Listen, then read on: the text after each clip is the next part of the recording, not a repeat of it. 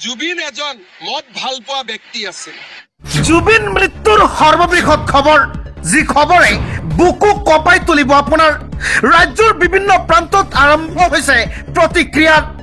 চিআইডিয়ে ন্যায় প্ৰদান কৰিব নোৱাৰে জুবিন গাৰ্গক। জুবিন ক্ষেত্ৰক লৈ মুখ্যমন্ত্ৰী হিমন্ত বিশ্ব শৰ্মাৰ কেইবাটাও বিস্ফোৰক মন্তব্য। হয়, আজিৰ এই ভিডিঅ'টিৰ জৰিয়তে মুঠ তিনিটাকৈ গুৰুত্বপূৰ্ণ খবৰ আপোনালোকৰ বাবে। প্ৰত্যেকটো খবৰে জুবিন অনুৰাগীসকলৰ বহুত জৰুৰী।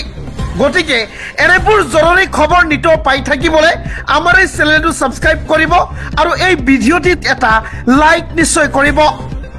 মই প্ৰতিগৰাকী জুবিন অনুৰাগীক অনুৰোধ কৰিম, প্ৰত্যেকজনে আজিৰ এই ভিডিঅ'টিৰ কমেণ্টত #জাষ্টিছ ফৰ জুবিন গাৰ্গ বুলি এবাৰ নিশ্চয় লিখিব। তেন্তে বলক মুখ্যমন্ত্ৰী হিমন্ত বিশ্ব শৰ্মাই জুবিন ক্ষেত্ৰক লৈ কি মন্তব্য কৰিছে, গৰিমা গাৰ্গে কি মন্তব্য কৰিলে আজিৰ দিনটোতে সবিশেষ জনাইছো। ভিডিঅ'টি অলপো স্কিপ নকৰিব। জুবিন মৃত্যুৰ শেষৰ ভিডিঅ' আৰু তেওঁ অভিনীত ৰৈ ৰৈ বিনালে ছবিখনৰ কিছুমান ক্লিপে একেবাৰে বুকু কঁপাই তুলিব আপোনাৰ। 100% মিল আছে জুবিন মৃত্যুৰ শেষৰ ভিডিঅ' আৰু ৰৈ ৰৈ বিনালে ছবিখনৰ কিছুমান দৃশ্য। মই আপোনালোকক সাইড বাই সাইড দেখাবলৈ যত্ন কৰিম, যিকেইটা আপোনালোকে জুবিন অনুৰাগী হিচাপে এবাৰ চাব। লগতে ভিডিঅ'টিৰ কমেণ্টত জাষ্টিছ ফৰ জুবিন গাৰ্গ বুলি নিশ্চয় লিখিব। বন্ধুসকল, ৰৈ ৰৈ বিনালে এটা ক্লিপে বুকু কঁপাইছে সকলোৰে। মৃত্যুৰ সময়ৰ দৃশ্যৰ সৈতে 100% মিল আছে।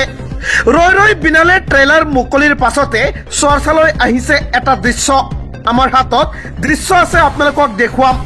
জুবিনৰ মৃত্যুৰ সময়ৰ দৃশ্যৰ সৈতে সাদৃশ্য থকা এটা ক্লিপ, যিটো ক্লিপে সকলোৰে বুকু কঁপাই তুলিছে। ৰৈ ৰৈ বিনালেৰ শেষ দৃশ্য আৰু মৃত্যুৰ সময়ৰ দৃশ্যৰ একেবাৰে মিল আছে। মৃত্যুৰ কথা আগতীয়াকৈ জানিছিল জুবিন গাৰ্গে। শ্ৰীলংকাত কৰিছিল ছবিখনৰ শেষ দিনাৰ শেষ দৃশ্যগ্ৰহণ। জুবিন গাৰ্গৰ জীৱনৰ শেষ দৃশ্য আছিল এনে অবিকল। ৰৈ ৰৈ বিনালে ট্ৰেইলাৰ মুকলিৰ পাছতে চৰ্চালৈ আহি পৰিছে এতিয়া এই দৃশ্য। মই আপোনালোকক পোনে পোনে সেই দৃশ্যটো দেখুৱাবলৈ যত্ন কৰিছো। আপোনালোকে ছবিখনত দেখা পাইছে দুইফালে দুটাকৈ ছবি আছে, দুয়োটাৰে মুখৰ এক্সপ্ৰেছনটো একেবাৰে 100% মিল। এটা হৈছে ৰৈ ৰৈ বিনালে ছবিখনৰ দৃশ্য আৰু এটা হৈছে জুবিন মৃত্যুৰ শেষৰটো দৃশ্য। এতিয়া আপোনালোকৰ মন্তব্য ভিডিঅ'টিৰ কমেণ্টত নিশ্চয় জনাব। সঁচাকৈয়ে ঐশ্বৰিক আছিল নেকি জুবিন গাৰ্গ? জুবিন ক্ষেত্ৰক লৈ বৃহৎ সিদ্ধান্ত ৰাজ্য চৰকাৰৰ। মুখ্যমন্ত্ৰী হিমন্ত বিশ্ব শৰ্মাই জুবিন ক্ষেত্ৰক লৈ বহুতকেইটা সিদ্ধান্ত গ্ৰহণ কৰে। কি সিদ্ধান্ত মই আপোনালোকৰ আগত গাই শুনাইছো, ভিডিঅ'টি অলপো স্কিপ নকৰিব। কোনো কাৰণতে জুবিন ক্ষেত্ৰত কোনেও সুৰাপান কৰিব নোৱাৰিব। এক ডাঙৰ সিদ্ধান্ত মুখ্যমন্ত্ৰী হিমন্ত বিশ্ব শৰ্মাৰ। নিচাজাতীয় দ্ৰব্য সেৱন কৰিব নোৱাৰাকৈ ব্যৱস্থা ল'ব লাগিব। জুবিন গাৰ্গক মদৰ লগত তুলনা নকৰিব।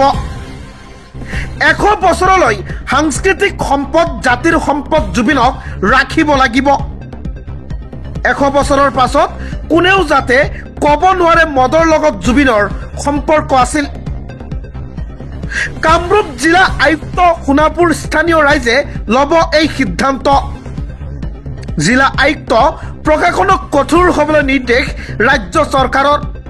কেবিনেটৰ লোৱা সিদ্ধান্ত ঘোষণা মুখ্যমন্ত্ৰীৰ। ইয়াৰ লগতে জুবিন ক্ষেত্ৰক লৈ আহি পৰিছে কেইবাটাও নিৰ্দেশনা। সোণাপুৰৰ জুবিন ক্ষেত্ৰক লৈ নিৰ্দেশনা জাৰি কৰিছে প্ৰশাসনে। 10 বজাৰ পাছত প্ৰৱেশ কৰিব নোৱাৰিব জুবিন ক্ষেত্ৰত। পুৱা 6 বজাৰ পৰা নিশা 10 বজালৈ প্ৰৱেশ সময়সীমা বান্ধি দিয়া হৈছে। সমাধি ক্ষেত্ৰত সুৰা বিক্ৰী, সুৰা নিষিদ্ধ। সুৰাপান কৰি কোনো লোকে সোমাব নোৱাৰিব জুবিন ক্ষেত্ৰৰ ভিতৰত।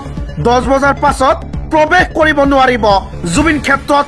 পুৱা 6 বজাৰ পৰা নিশা 10 বজালৈ প্ৰৱেশৰ সময়সীমা বান্ধি দিছে প্ৰশাসনে লোকে। চিআইডিয়ে জুবিন গাৰ্গক ন্যায় দিব নোৱাৰে, CBIক দিব লাগে জুবিন মৃত্যুৰ তদন্তৰ দায়িত্ব। হয়, অখিল গগৈৰ ডাঙৰ মন্তব্য। চিআইডিয়ে জুবিন গাৰ্গক ন্যায় দিব নোৱাৰে, CBIক দিব লাগে জুবিন মৃত্যুৰ তদন্তৰ দায়িত্ব। জুবিন গাৰ্গৰ মৃত্যুৰ 34 দিন পাৰ হ'ল। কেতিয়া ন্যায় পাব জুবিন গাৰ্গে?